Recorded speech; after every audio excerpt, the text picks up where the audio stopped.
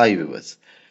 So in this video, I'm going to talk about the .NET architecture from .NET Framework to .NET Core to .NET. So if you're thinking of what is .NET Framework, what is .NET Core, and what is .NET, and why are those three different, this video is for you.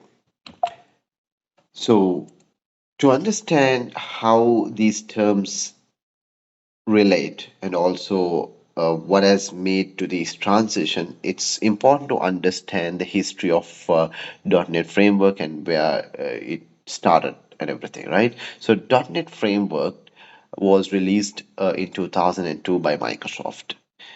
Even during the early 2000s, this was referred to simply as .NET, and we always used to call the .NET framework, .NET environment, .NET platform, all those referred to the same thing. So Microsoft started this project with a very ambitious goal of making language interoperability a reality within a managed environment. So what do they meant by managed environment is the fact that when these programming languages are targeted to .NET framework or .NET platform, the runtime is very well managed in the sense it does garbage collection. It also enforces strong data type security and other security mechanisms and everything are routinely checked. So that's why it's called a managed environment. There's a lot more to that. It's very high level. That's the kind of thing that make us call it a managed environment. So there were and there are actually a lot of languages targeted for the .NET environment, and one of the well designed language that was designed to target to .NET from the inception is the language called C Sharp. And C Sharp it has similarities to C-like languages, including C, C++, and Java. It has similarities. If you know C Sharp, you will right away know the syntax is quite similar to that. And it's designed to work very well in the .NET environment because it started along with that. However, Microsoft also made other languages to work with .NET environment. For example, Visual Basic and C++ were languages that was there even before the inception of .NET. So, for example, Visual Basic 6 at the time was there, and it was not targeted to the .NET environment. So these two languages, when compiled, it compiled into a native code and the machine code, and you could just run that machine code. But .NET environment is different, and languages had to target to that particular environment rather than the machine code. So Microsoft made changes to these Visual Basic language as well as to the C++ language. C++ has a separate standardization and everything. Even at that time, C++ 98 was there, which was a standard, uh, which made C++ an ISO standard, and Microsoft had to do certain changes to make it suitable for the .NET environment. So they called it managed C++. Whatever, it's sort of a subset of the overall C++, because C++ as a language has certain features that does not fit well with the .NET architecture. And when you had to code C++ to target to the .NET environment, it was merely a constrained and a limited functionalities that was suitable for the .NET. So they called it a managed C++, and it's sometimes you also will get to know when you learn about the history of that in certain web pages and also books and other references to that managed C++. as C++ CLI. So we'll also learn what this CLI term is. I'll come to that a bit later. So initially, this .NET framework was only targeted to the Windows environment. So one of its ambitious goal is to make language interoperability work, and there was also this other ambition of making this platform, .NET platform, a true cross-platform environment. However, uh, the history only made it available in the Windows environment, even though anyone could just take the specifications and the standards that Microsoft worked on and create a separate environment in different other platforms like Linux, Mac OS, and Unix, but no one did except for one of the projects called Mono project, uh, which I have mentioned in the two points later. So and okay, so this .NET framework had iterations of releases, and the first release was, of course, .NET 1, and that has now come to that has now come up to .NET 4.8. So when we say .NET framework, the older .NET, uh, the versions that you will come across will be .NET 1 to .NET 4.8. So in the meantime, when all these happened, as I mentioned, even though Microsoft was only focused on Windows, there was nothing technically stopping any other platforms to have something called .NET Framework or .NET Runtime created. So this company called Ximian created a project called Mono and made .NET available in Linux and Android like environments. Of course, it was far behind than Windows because Microsoft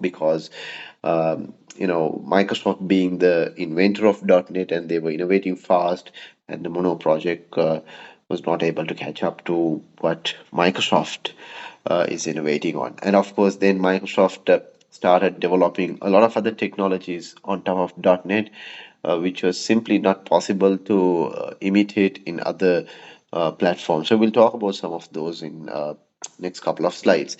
So then, after a long break, and Microsoft had been changing its strategy all along, and then they came up with this notion of .NET Core to make the .NET platform a platform independent cross-platform environment. And so obviously, while this took place, when this took place, Microsoft had innovated too fast on .NET framework and kind of ingrained itself too much into Windows and married Windows too much so that they could not take the entire .NET framework as it was at the time when they wanted to do this and made it as a truly cross-platform environment. So they had to kind of drop a lot of things from the .NET framework, and then they called it .NET Core and made it an open source project as well. Up until that point, the entire source code for .NET Framework was fully closed, right? It was not available for anyone to view, and it was not an open source project. So .NET Core made the entry into the open source world, which is a great uh, thing for the community and also for whoever loves .NET, which is a great initiative from Microsoft. And then again, so when this .NET Core was released, they started the version number as .NET Core 1, and then came .NET Core 2 and so forth, right? And .NET Core 3. And so while .NET Core 1, 2, 3 came out, .NET, which was the older .NET framework, was already in .NET 4 version, right? And so Microsoft wanted to do something special on that. So what they wanted to do was, so they are going to stop the .NET framework releases from 4.8, as I know, and there won't be any other releases in the .NET framework, and which is this one that you see here, and that will be supported for many years to come. However, .NET Core wording is now renamed to just .NET, and after .NET Core 3, Microsoft didn't uh, release a version with .NET 4 because it would confuse the users with .NET Framework 4.5, 4.8, and so forth. So they started releasing something called .NET 5, and which is the continuation of the .NET Core initiative, and that will be the future of the platform. And it is a multi-platform framework, which is truly cross-platform for users to use .NET and target the languages for these different environments. So the current version is, as of today, is at .NET 7. So you can download .NET 7 and install it in Windows, install it in Linux, Mac OS. Your chosen platform is supported there.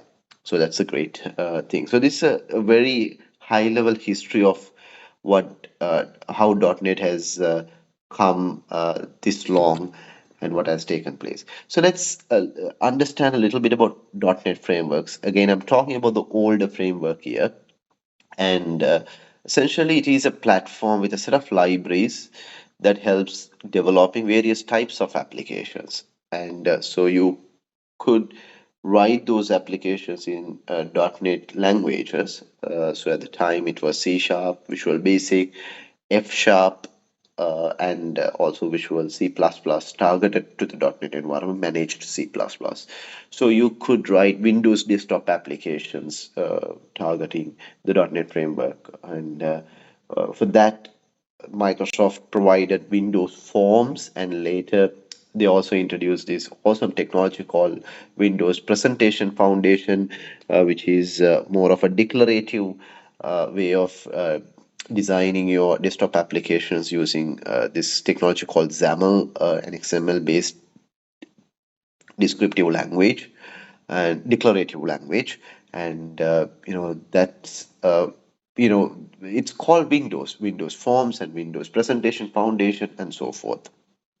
So, so these were technologies that were too much ingrained into Windows, and of course, these technologies are not portable into other platforms, and hence this you can guess, right? So in .NET Core, these technologies had to be removed, and .NET Framework was possible to develop web development, to do web development using some targeted language such as C Sharp, VB, and so forth, right?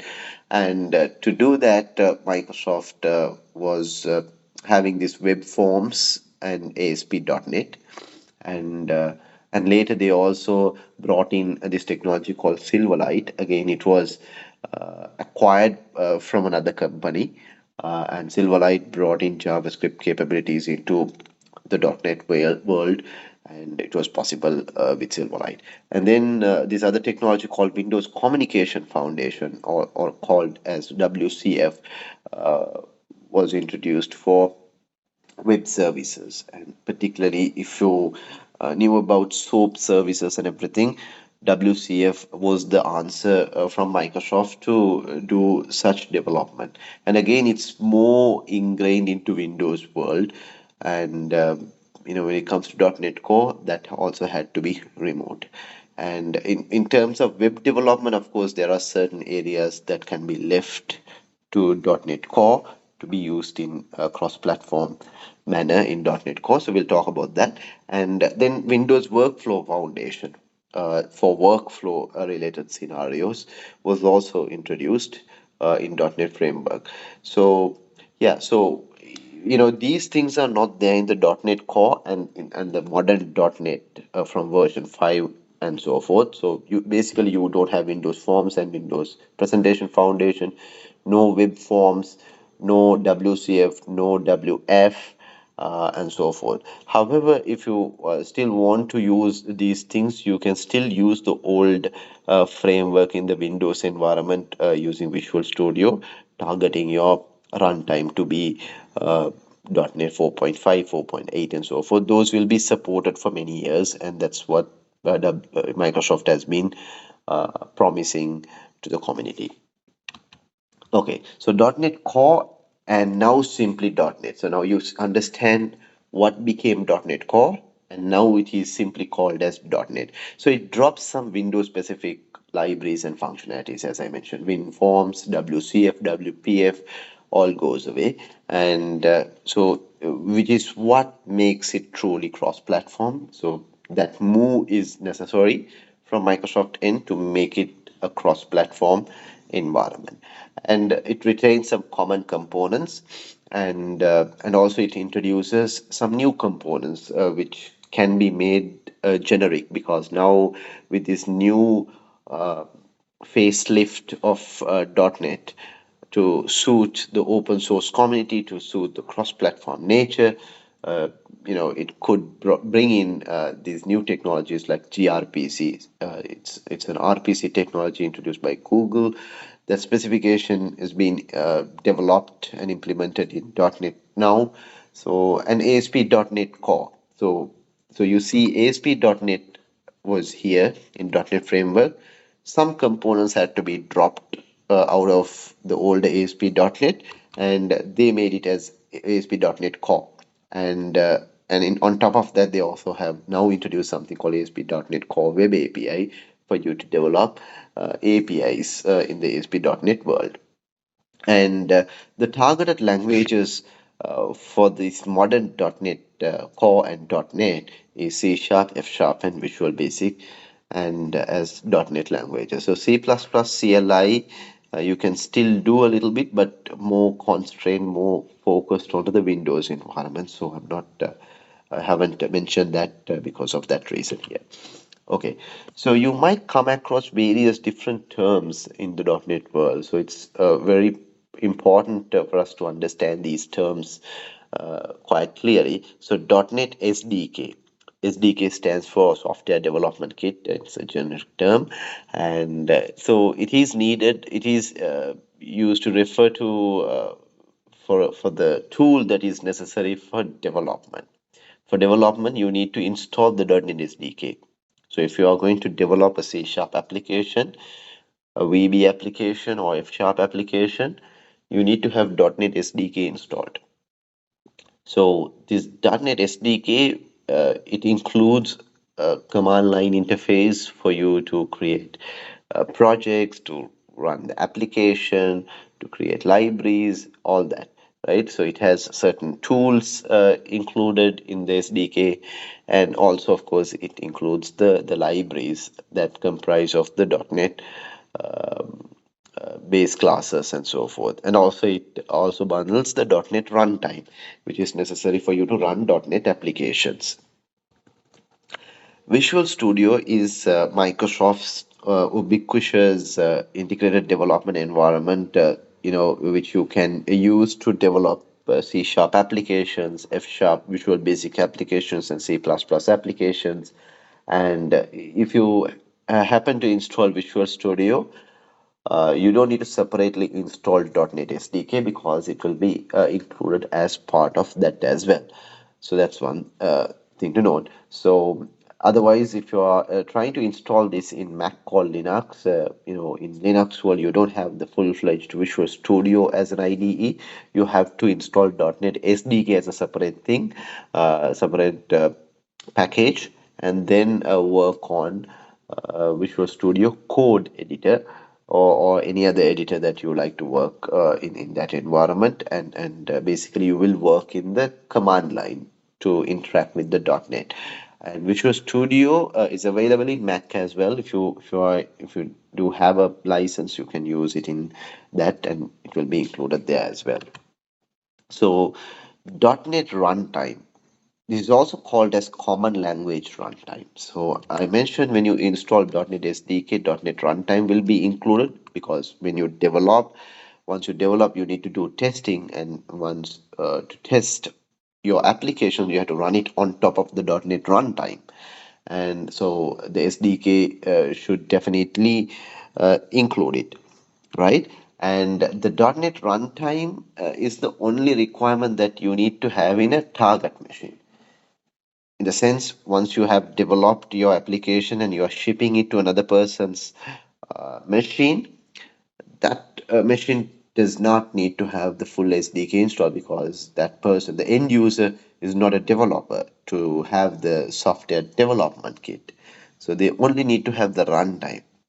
So they will have to just install the runtime. Most of the time when they install certain applications, .NET Runtime will be installed by default. So you don't need to worry too much about that. So however, if it's absolutely necessary, you can also ship .NET Runtime along with your application as well. So basically, it's a redistributable component that you can bundle with your application itself. Okay, and so the common language runtime, why it is called a common language runtime is because multiple languages that I mentioned, C Sharp, Visual Basic, and everything, compiles its code. Its compiler, C Sharp compiler and the Visual Basic compiler, compiles the textual code to what we call as an intermediate language, or in Microsoft's terminology, Microsoft Intermediate Language, MSIL. And this, you know, this particular intermediate representation, or IR, is then converted to a platform specific code. When you're running on Windows, Windows specific code, or when you're running it on Linux, Linux specific code, is converted to run on the common language runtime. So regardless of which language you are using, the compiler will compile it to the MSIL, which is common. So once you have to that level, that particular intermediate representation is converted to a specific code that runs on the CLR, and that is a platform specific code. And this is what actually makes the pure language interoperability possible. Right. So let's talk a little bit about the intermediate language. That's what actually brings the platform independence, as I mentioned, and because it's a common language and that can be represented in any machine, any implementation as it's necessary.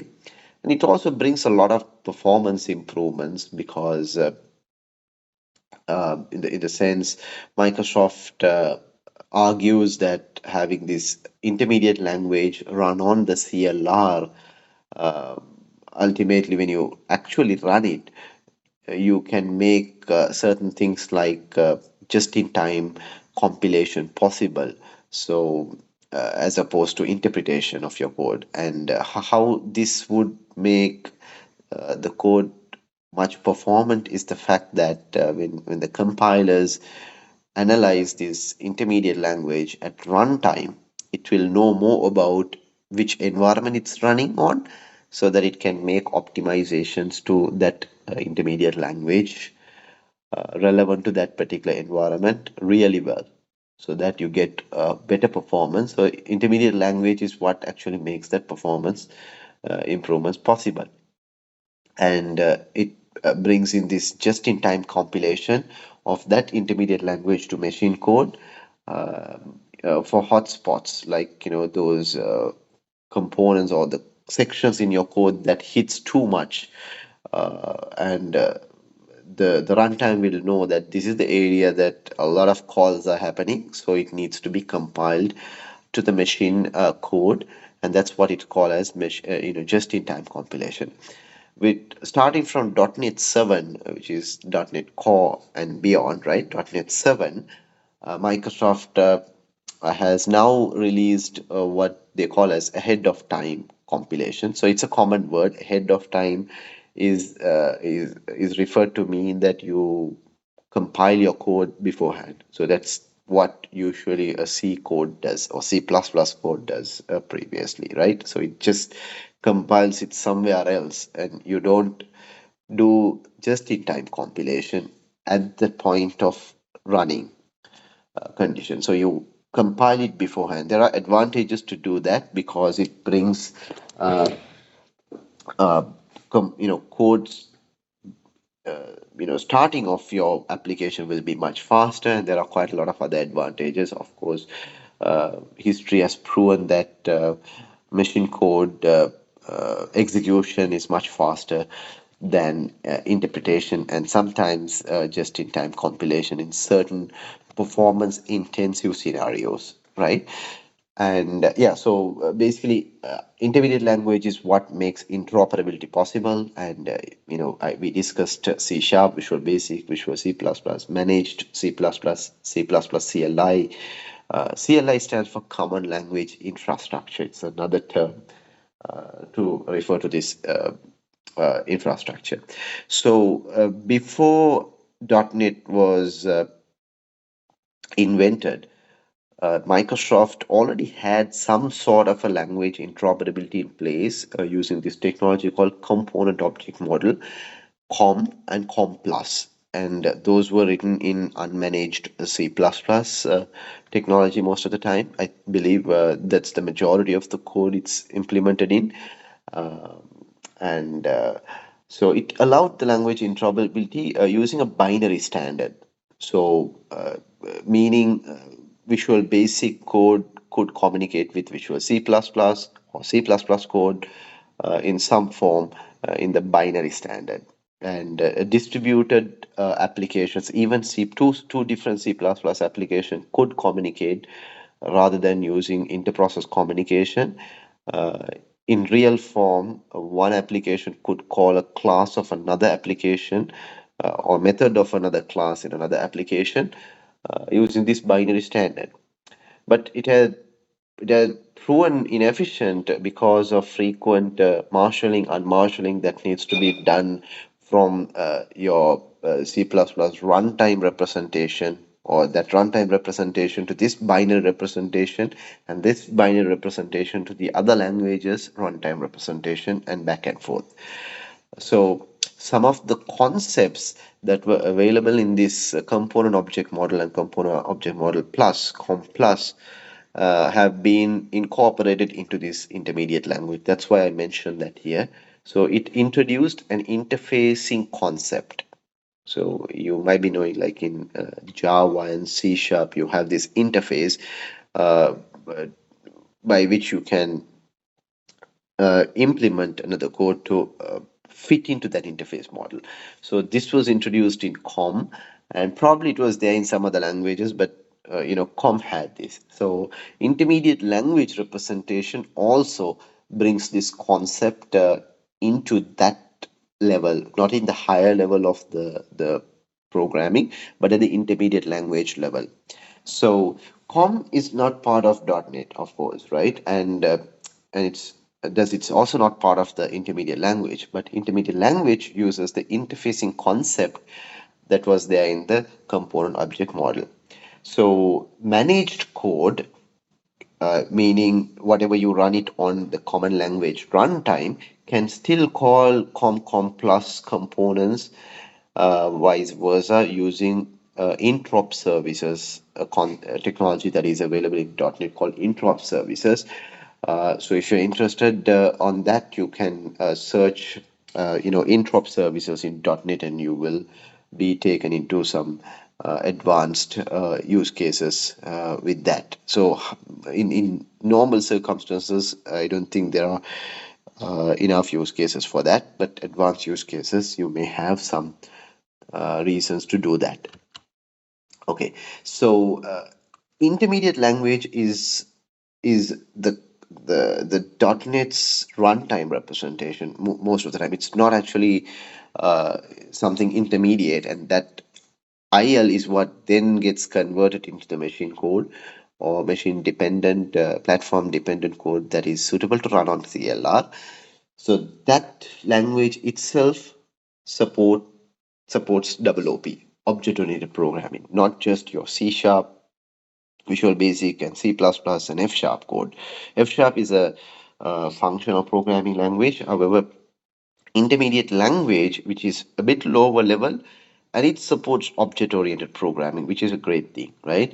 And so true language interoperability means, as I mentioned previously, a class instance of one language should be able to call methods of another class in another language. So that's what a true language interoperability means.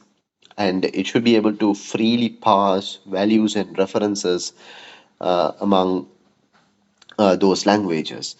And debugging between those languages when it combines the code and runs should be possible.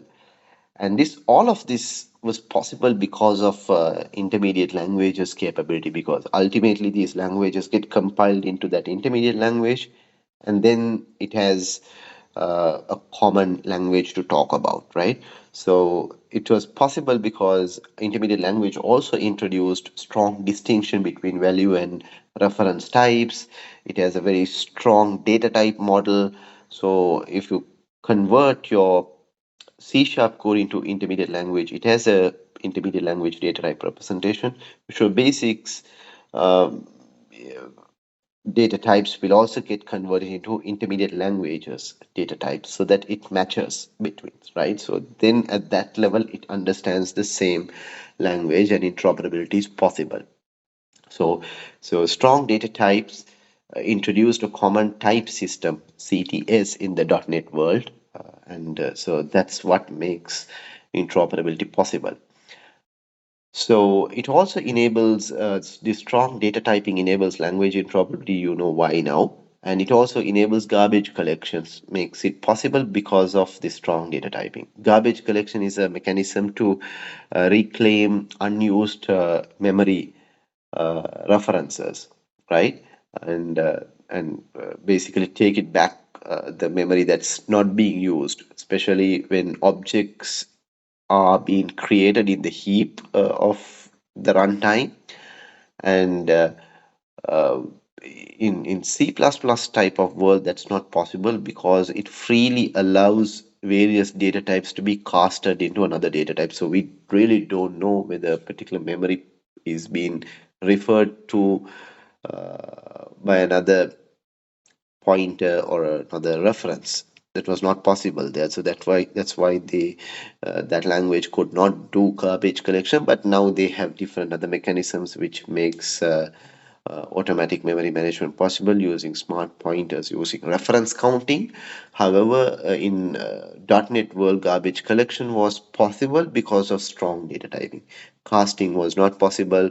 When you assign a particular variable a data type, and that variable will always have that data type, and when you want to assign it to another variable, it has to be of the same data type, so that the runtime can keep a note on what are the references available, and once that reference is no more, it can run another process called garbage collection to sweep all the unused uh, references away and reclaim the memory back. So the garbage collection was possible. With the garbage collection, really makes your uh, memory reclaim back, and how is that affecting the performance is a big debate. And in my opinion, that is sort of a use case dependent, and if you can reclaim your memory then and there with a language like C++ properly, that would be much more performant, but it's hard to do such programming as well, whatever it is. So then intermediate language also brings in security aspects because of this common data type system, strong data type system, because at runtime it can uh, make decisions on code level to make sure this code does not need to have access to certain areas of memory and so forth. So that brings more security. And in C sharp world, in the .NET world, they also introduced this concept called application domains, which made two processors to run in the same process space rather than in two different process spaces. And especially when these two processes need to communicate, because it was in two different process space, it was a bit expensive. So application domains made uh, two different processes to run in the same process, but still not clash in between, right? So that was a very innovative innovation that made communication between two processes much faster, And this was also possible because of the strong data type system that the language and the runtime enforces. And at the intermediate language level, also exceptions are handled using exception handling mechanisms.